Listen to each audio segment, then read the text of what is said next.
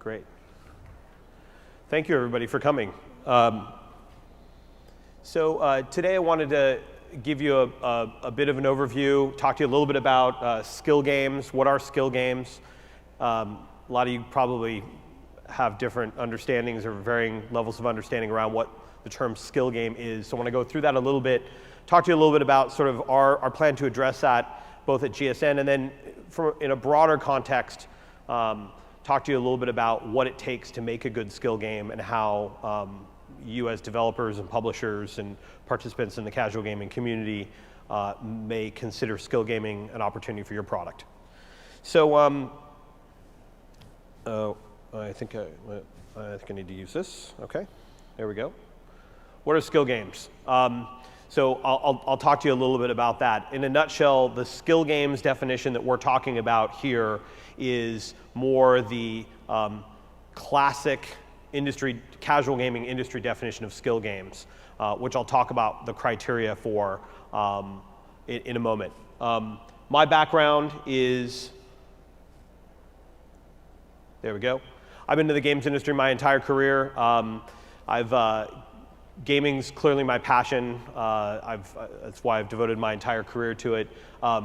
My passion is specifically around creating gaming ecosystems. So my time at Microsoft, I worked on a number of different initiatives, including Microsoft Casual Games, MSN Games, Internet Gaming Zone, if you guys remember those, as well as Xbox Live and Xbox Live Arcade, creating the world's first console digital ecosystem for digital content and casual gaming content. Also worked on Battle.net, rebooted Battle.net at Blizzard, worked at PopCap, led up Activision Mobile and so forth, a number of different gigs. The commonalities across those different opportunities and working with really talented people across the industry have really been around a few themes. Game services, working with casual games and indie game developers, and ecosystem creation, new business models and new ways of approaching customers interacting with content, downloading content, and monetizing content. So what makes a game of skill? As I mentioned, there are varying levels of understanding, varying definitions in the industry. Like casual games is kind of a loose term, skill games are kind of another loose term that's used by different folks in different contexts. And so the legal definition of skill involves the intersection between wagering, so money in, money out, and what type of game it is. So if you're just taking a step back and looking at, say, real money gaming or gambling, there's a game of chance with a wager and a payout that's legally classified as gambling. But if you look at the various scenarios around the intersection of those three and how they vary, if you have a game of chance, you have money in but no money out. We call that in the industry social casino, right?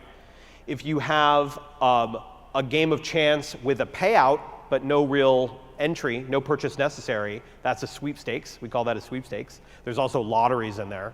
And then if you have a pay-in, a wager in, and a cash prize out against a game of skill where luck is not the determinant factor in the outcome of the game. So one skill in the game is the determinant outcome.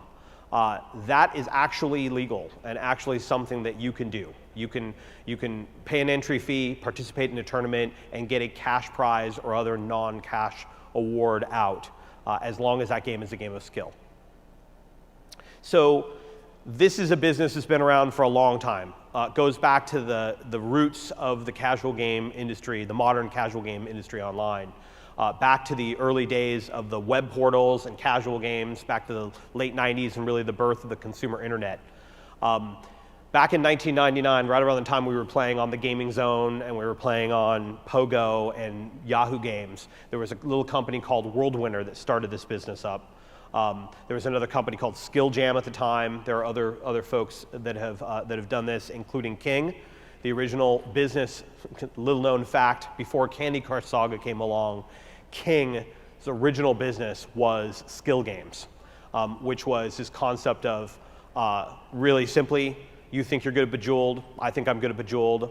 We each put $1 down on an entry fee. We play a game asynchronously. I post my score, you post your score. The winner gets the $2, net of a small admin fee, effectively, for running that tournament. That's skill games in a nutshell. That's been going on World Winner for 17 years running now. King still, to this day, operates a business in the UK called Royal Games that does the same thing. Game Duel is another company that operates out of Germany that does the same thing. But effectively, they're different flavors of the same archaic business model. They're on the web. They are little flash games you play. You pay an entry fee. You get a cash prize. There's little to no real community around these things.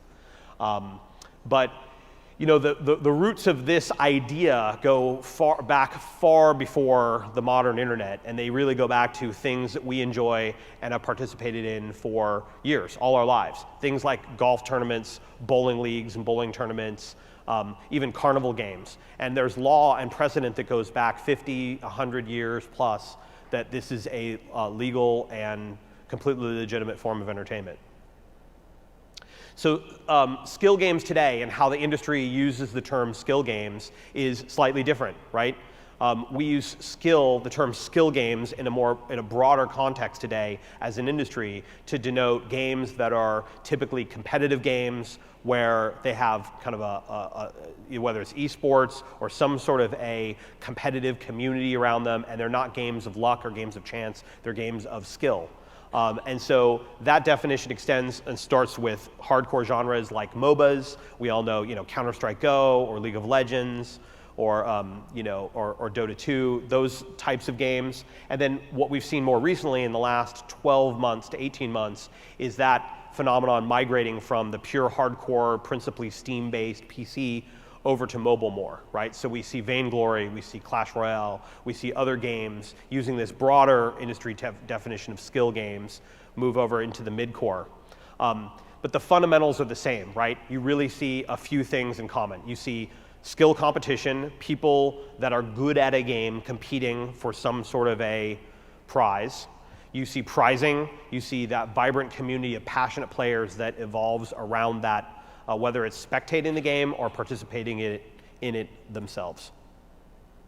So when you look at how that migrates from hardcore to midcore and then to casual, we see a perfect storm of opportunity that is about to hit the casual game space in particular around skill games.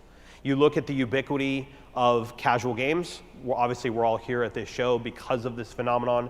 Casual games were once relegated to web portals 15 years ago and, mostly older females playing on Pogo. They're now, that definition has been blown up. And we all know that casual games, what we used to call casual games, are now ubiquitous. They're part of our lives, whether you consider yourself or identify as being a gamer or not, whether or not it's your mom or your grandmother or an 18-year-old male or anyone in between, we're all playing these games.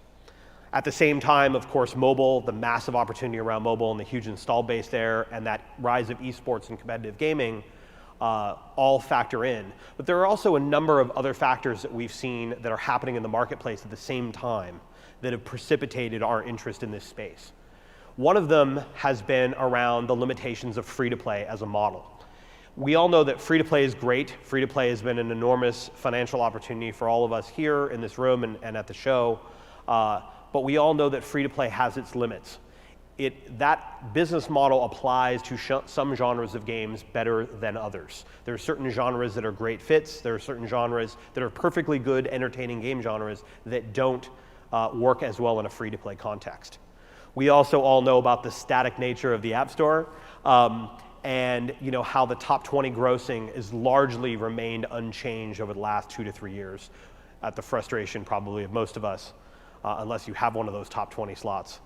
And at the same time, we see the industry evolve now that we are 3, 4, 5, 6 years into smartphone casual game development. You begin to see the emergence of large mobile franchises. You start to see the Angry Birds, the Clash of Clans. You start to see these large mobile franchises emerge that only exist on mobile but are pervasive. So all of those things really have conspired to create this perfect storm of opportunity around skill games and casual competition that has precipitated our interest in the space at GSN. One other thing I'll note is we consider there to be a large market opportunity for this. we see, it's interesting. Coming into this, I've been at GSN for about 2.5 years, coming from Activision most recently. And when I first arrived, there was this preconceived notion that skill gaming was going to be either a younger male phenomenon because of the hardcore, midcore phenomenon, or an older female phenomenon because of the old school world winner type business model, which principally is an older female artifact of the old pogo days. What we found through research is that this is a concept, this concept of casual competitive gaming for money is something that appeals to all age and demographic groups equally. It's not male or female, it's not old or young, it is really acceptor rejector.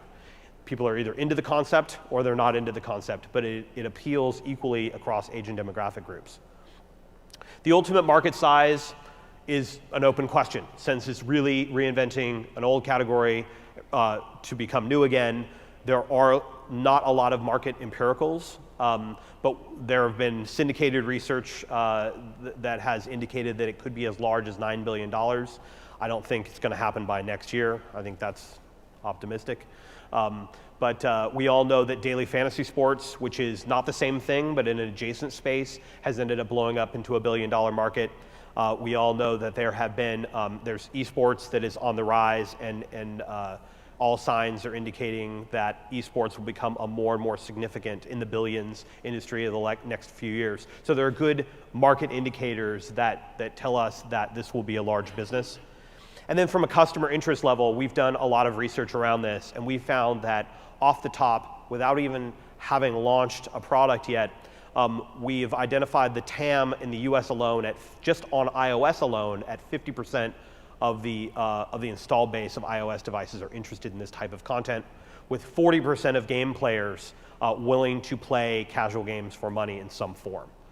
So again, we think this is a huge market opportunity. Even if these numbers are off by a factor of 2 or a factor of 4, it's still a huge financial opportunity. So with that, we announced at GSN, we announced about 6 weeks ago now the introduction of our entry into this market we're calling Sparkade. It is the world's first social games platform for cash competition.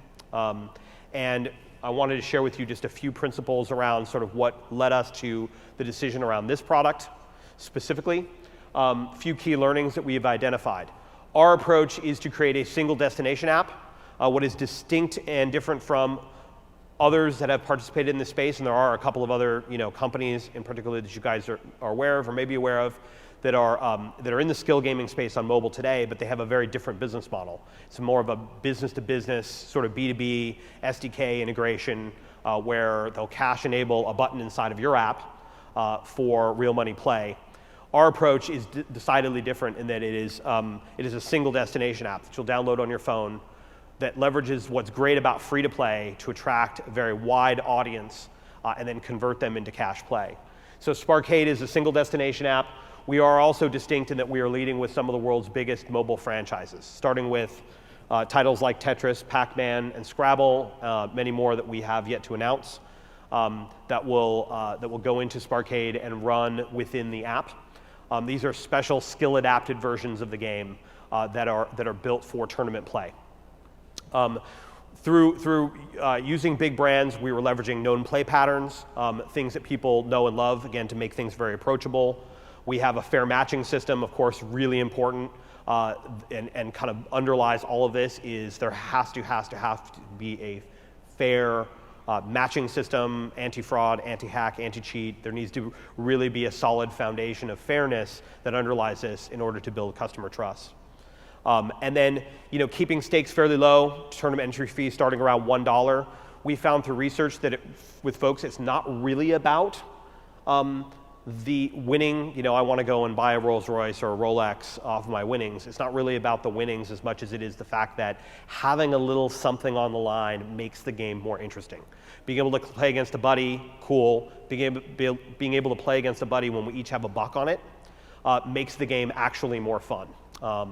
And so, as I mentioned, we've built in and integrated a significant free component to this. So you play for practice play, participate in the tournaments, familiarize yourself with the skill adaptations, and then you'll also enjoy a robust social layer and metagame we've created around this. So you'll have a Sparkade level identity profile, you'll have goals and achievements, leaderboards, friends challenges, friends lists, a whole bunch of other things. So, so what makes a great skill game?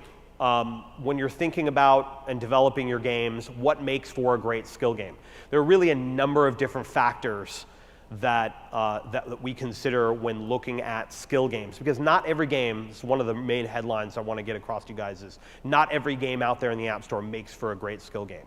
Skill games, actually, there are a number of different factors that we look at. First off, there are player-focused factors, right? Is the game skill-based to begin with, or is luck really the main play mechanic of the game? Is there a sense of progression? Is it possible to get better at your game over time or not? Is it fun to play repeatedly? These games are typically short play session, 3-minute long experiences. You participate in one of these quick tournaments, and then you play again and again and again, and you advance your skills. Is it fun to play over and over again, or is it more content-based game, or another type of game that is either too long in play session, or you burn through the content and it gets boring the second time? There are a number of business factors we look at when considering skill games. Play session length, I mentioned. Conversion potential, so how likely is it that someone will, maybe they like to play the game, but they're not really willing to wager cash in a tournament on it.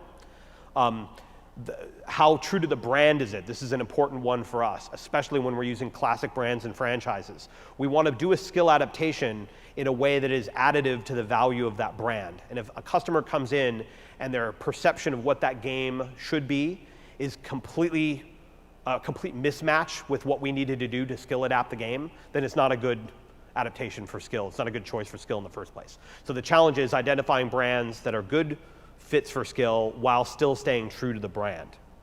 The lasting franchise value is something we consider as a platform provider with Sparkade, and the impact of free-to-play in-app purchases or microtransactions, because intrinsic to the skill model, you can't really influence the game externally to the tournament, right? You can do in-game power-ups that you earn through that 3 to 5 minute play session, but you can't really, it wouldn't be fair to bring in sort of free-to-play mechanics, microtransactions or power-ups, bring them into the game session that would unbalance the game for the other tournament participants. So games that are very external microtransaction dependent are not as good a fit. There are also a number of mobile factors. This is a mobile opportunity on Sparkade in particular. Great touch controls, fits well on the display. It's an asynchronous platform, so you need to accommodate that. Games that go play, I go, you go, I go, you go, in a very synchronous form are not as good a fit, at least for the early stages of incubation of this, while it's an asynchronous platform. And then I mentioned social features. So not every game works for skill. So just to give you an example, pulling the top 50 grossing titles in the App Store, only 8 of them we would identify as being 8 good games for skill.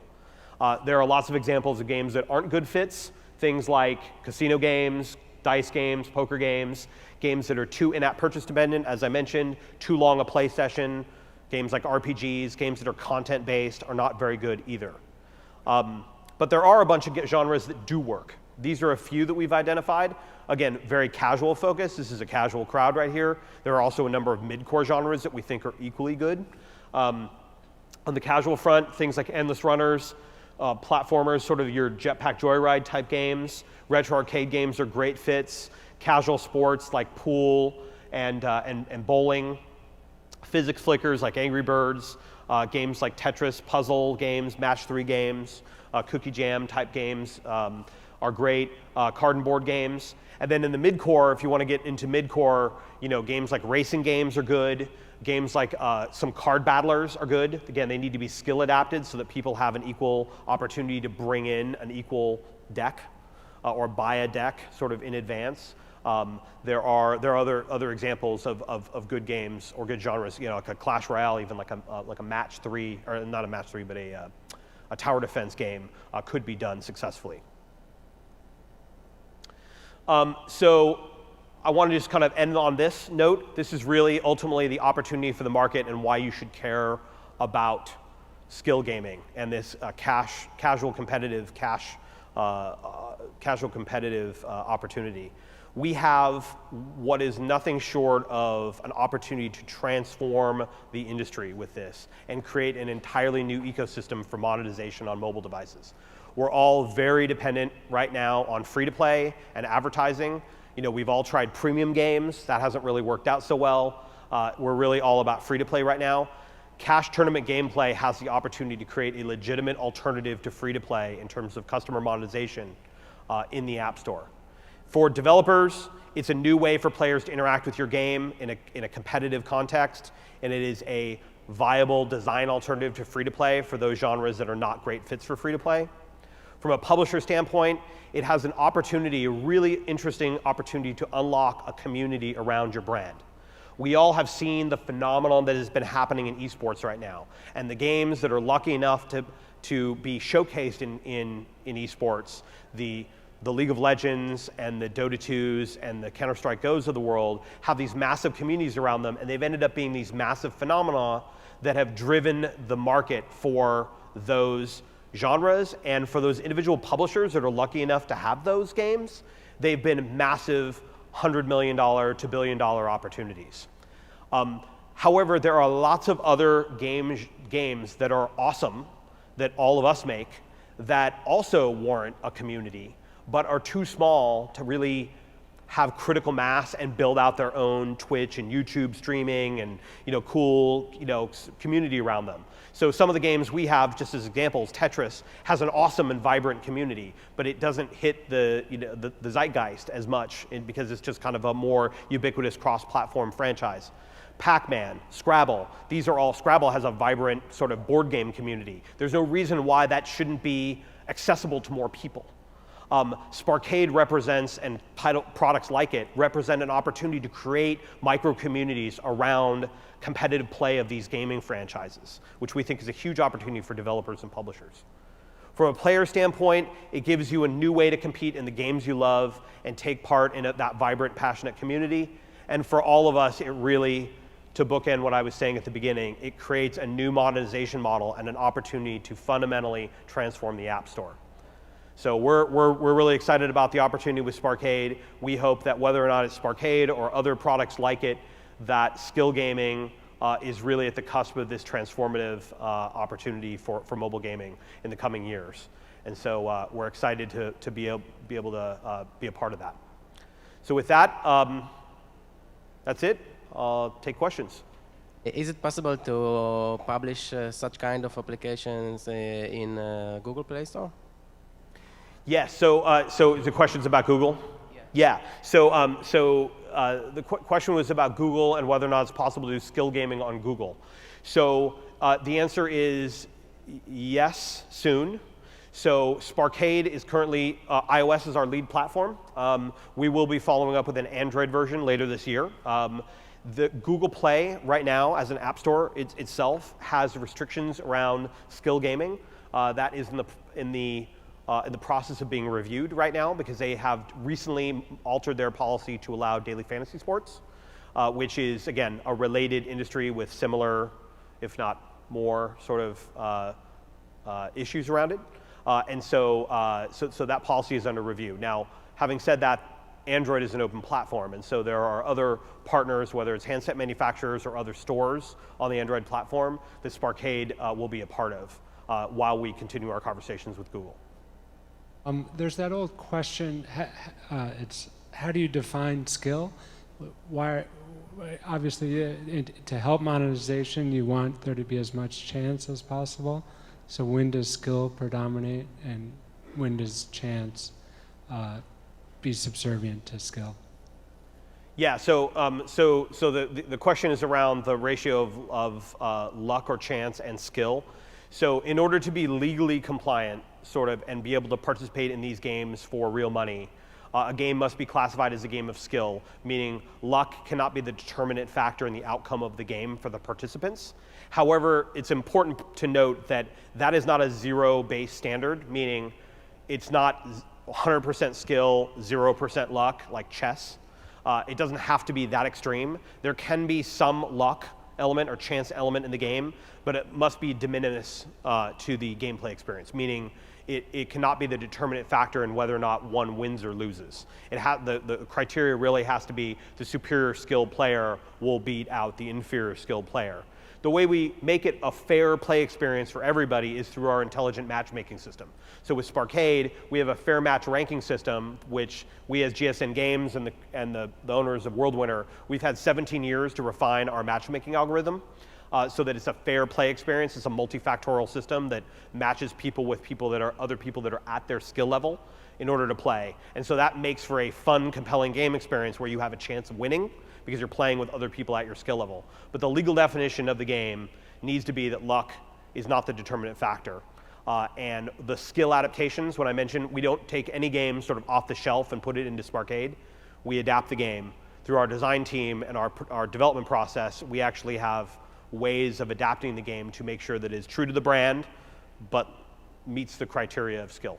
Great. And then one follow-up on that App Store question. If a player puts in $1, usually Google or iTunes take 30 cents. Do they take it off your greens fee?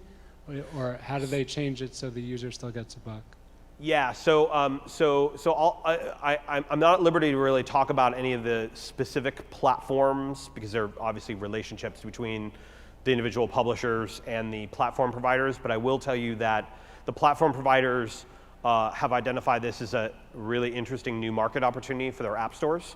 They're aligned with this, all these objectives that I've talked about today. They want to see an alternative to free-to-play and advertising, and so they are they're enabling us to do this in a very attractive way.